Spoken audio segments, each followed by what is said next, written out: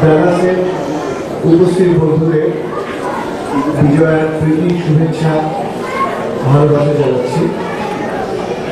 কথা বেশি বাড়াবো না, রাত্র হয়েছে কিছুটা, আমরা সোজা অনুষ্ঠানে চলে যাচ্ছি। আমাদের প্রথম নিবেদন আছে বনফুলের কাহিনী অবলম্বনে। নিম গাছ, বনফুলের কথা আপনারা জানেন।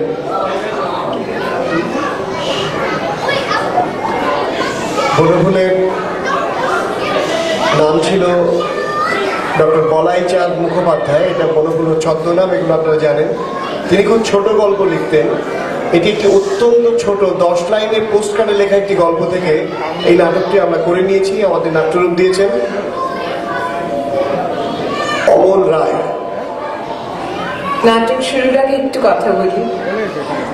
রাহুল চট্টোপাধ্যায়, যিনি আমার সঙ্গে নিয়মিত মেইলে যোগাযোগ করে আমাদের এখানে আসাটা সম্ভব করেছেন, তিনি বলেছিলেন যে এবারে পুজোর একটা থিম আছে, সেটা হচ্ছে রূপকথা ও কল্পনা।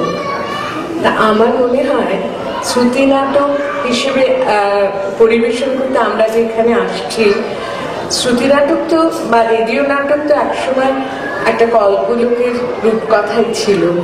সেটাকে কণ্ঠ দিয়ে শরীর দেওয়া এবং পরে সেটিকে মঞ্চে আনা, এই কাজটুকুই আমরা করি। কাজেই জগন্নাথ বলে দিয়েছিলেন আমাদের প্রথম নাটক নিম গাছ।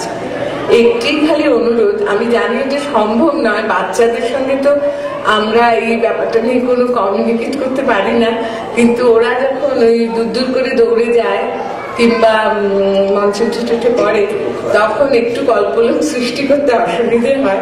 মা বাবারা যদি একটু দেখেন ওদের কেমন, সেই হচ্ছে।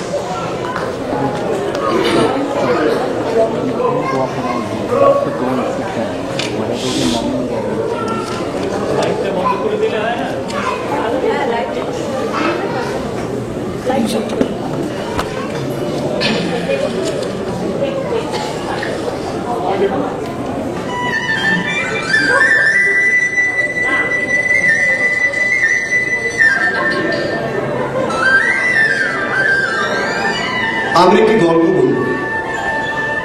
এটি গাছের গল্প, নিম গাছের গল্প। না না, গাছ নয়, নিম গাছও নয়। আমরা বলবো এক নারীর গল্প, এক গৃহবধূর গল্প। আমি অবশ্য নিম গাছের কথাই বলি। অত্যন্ত উপকারী এই বৃক্ষ, পাতা থেকে শুরু করে তার ছাল পর্যন্ত মানুষের প্রয়োজনে লাগে। তবু আমি বলবো গৃহকর্ম নিপুণা সদ্য বিবাহিতা এক তরুণী বধূর কথা। বিবাহ লগ্ন থেকে যে সংসারের জন্য বলি প্রদত্ত, তার আচার আচরণে মুগ্ধ শ্বশুর বলে ওঠেন, না, তোমাকে যত দেখছি তত অবাক হয়ে যাচ্ছি ছোট বৌমা। এত গুণের মেয়ে বোধহয় এই প্রথম এ বাড়িতে বউ হয়ে গেল। তোমার শাশুড়িও এত গুছিয়ে কাজ করতে পারে না মা? বোকা মেয়েটা এসব মিষ্টি মিষ্টি কথায় বলে যায়, ফলে যৌথ পরিবারের বৃহৎ জাঁকা কলে পিষ্ট হতে থাকে সে। মুখ দিয়ে রক্ত তুলে খাটতে থাকে সে। সংসারের সব কাজ যে নিজের মাথায় তুলে নেয়। আমি বলি কি মা, ভোলার মাকে রাখা দরকারটা এবার কি? ওইটুকু তো বাসন ও আমি নিজেই তো মেজে দেবো। তবু এই গল্প একটি নিম গাছের গল্প। এই নাটক নিম গাছের নাটক। যে নিম গাছের ছাল শুধু পাড়ার কবিরাজি ছাড়িয়ে নেয় না, পাশের বাড়ির প্রতিবেশী মহিলাও নিম পাতার জন্য দ্বারস্থ হন ওই বউটি শাশুড়ির কাছে। আমার ওনার আবার বুড়ো বয়সে খোস প্যাঁচড়া হয়েছে বলে এখন নিম পাতা এনে গরম তেলে ভেজে ওনাকে লাগিয়ে দিতে হবে। বলো দেখি, এত খাটাখাটনির পর উটকো ঝঞ্ঝাট কার এখন ভাল লাগে? যথারীতি এসব উটকো ঝঞ্ঝাট ওই গৃহকর্ম নিপুণা সেই বোকা মেয়েটিকে নিতে হয়, কেননা নিম গাছটি তারই শ্বশুর বাড়ির জমিতে দাঁড়িয়ে আছে। তবু এই গল্পটি এক বঞ্চিতা গৃহবধূর গল্প, এবং এই গল্পটি নিম গাছের গল্প। কেননা ওদের বাড়ির ছোট বউবাড়ির নিম গাছের জীবন কখন যেন একাকার হয়ে গেছে। তাই এই গল্প শেষ পর্যন্ত নিম গাছ ও এক হতভাগী নারীর গল্প। এই নাটক এক নারী ও একটি গাছের নাটক। এইভাবে দিন যায়, মাস যায়, বছর ধরে। কবিরাজ এসে বাড়ির গৃহকর্তাকে বলেন, কথাটা হলো গিয়ে নিম গাছ অতি উপকারী বৃক্ষ। আমি ওই নিম গাছটার ছাল ছাড়িয়ে সিদ্ধ করে কথাটা হলো গিয়ে যকৃতের পক্ষে ভারী উপকারী। যকৃতের পক্ষে ভারী উপকারী ওষুধ বানাতে নিম গাছের ছাল ছাড়ানো হয়। আর গৃহকর্ম নিপুণা লক্ষ্মী বউটি স্বেচ্ছায় সংসারের সব দায় মাথায় নেবার মহিমা আর চোখে পড়ে না কারণ। যে শ্বশুর একদা তার প্রশংসায় পঞ্চমুখ ছিলেন, এখন তিনি অক্লেশে হুকুম জারি করেন। ছোট বৌমা, এই যে ছোট বউ, আমাকে ডাকছেন বাবা? আমি এবার ঘুমবো, তুমি আমার পা টিপে দাও। দি আসলে সেই বোকা মেয়েটা জানতো না সংসারকে ভালোবেসে স্বেচ্ছায় যা তার করার কথা নয়, সেই সব দায়িত্ব নিজের মাথায় নেবার পর আস্তে আস্তে সে গৃহবধূর মর্যাদা হারিয়ে ক্রমশ কাজের লোকের পর্যায়ে নেমে যাবে। শ্বশুরের মধ্যে শাশুড়িও হুকুম চালান। বৌমা, উনুনে তরকারিটা পুড়ছে, নামিয়ে রাখো। এমনকি বাড়ির বড় বউ তার বড় যা পর্যন্ত তাকে নির্দ্বিধায় আদেশ করে। আমার ছেলে দুধে বন্ধ করে দিতে দেখো না। সংসারের চোরাবালিতে ক্রমশ তলিয়ে যাওয়া সেই বোকাশোকা লক্ষ্মী বউটা খড়কুটো হিসেবে নিজের স্বামীকে আঁকড়ে ধরতে চায়, কিন্তু সেখানেও নির্মম রূঢ়তা, নিষ্ঠুর ভোগ।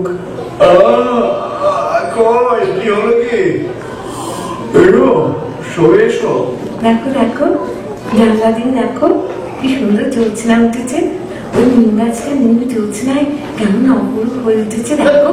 কাব্যি কাব্যি করা হচ্ছে। এসব শোবে এসো। এভাবে কেউ হাতটা মুছতে তবে। বোকা মেয়েটা জানতো না নামে সে গৃহবধূ, আসলে এখন সে সংসারের দাসী মাত্র না, এমনকি তার স্বামীরও সেবা দাসী। ঠিক এই সময় এই গল্পে কিংবা নাটকে অন্য আরেকজন মানুষ প্রবেশ করলো। বউটির স্বামী নিয়ে এলো তাকে।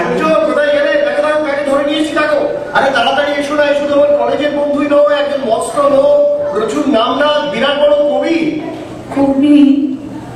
এই নিরস গদ্যের স্বার্থপর সংসারে কবি? তীব্র সুতীব্র কৌতূহলে সে তাড়াতাড়ি আসে, তার স্বামী পরিচয় করিয়ে দেয়। আমার বেটার হাফ অর্ধাঙ্গিনী। সে অপরিচিত পুরুষকে অবাক করা মুগ্ধ চোখে তাকায়, বলে, মা, বউটাকে দারুণ লাগছে তো, যেন তরতাজা একগুচ্ছ রজনীগন্ধা, অপরূপ সুন্দর। সত্যি এত লাবণ্য, এত শান্ত স্নিগ্ধ রূপ আমি কখনো দেখিনি। জীবনের প্রথম পায়ের নখ থেকে মাথার চুল পর্যন্ত পুলকে শিউরে উঠল বোকা মেয়েটি। বিয়ের সময় যা রূপের ঘাটতি পূরণ করতে তার বাবাকে বসত বাটি পর্যন্ত বন্ধক রাখতে হয়েছে, সেই অসুন্দর মেয়েটি স্বপ্নেও ভাবেনি কোন কবি তার রূপের স্তুতি গাইবে এমন কাব্যময় ব্যঞ্জনায়। কদিনের জন্য সেই বাড়িতে অতিথির মর্যাদায় রইল কবিরাজ নয়, একজন কবি।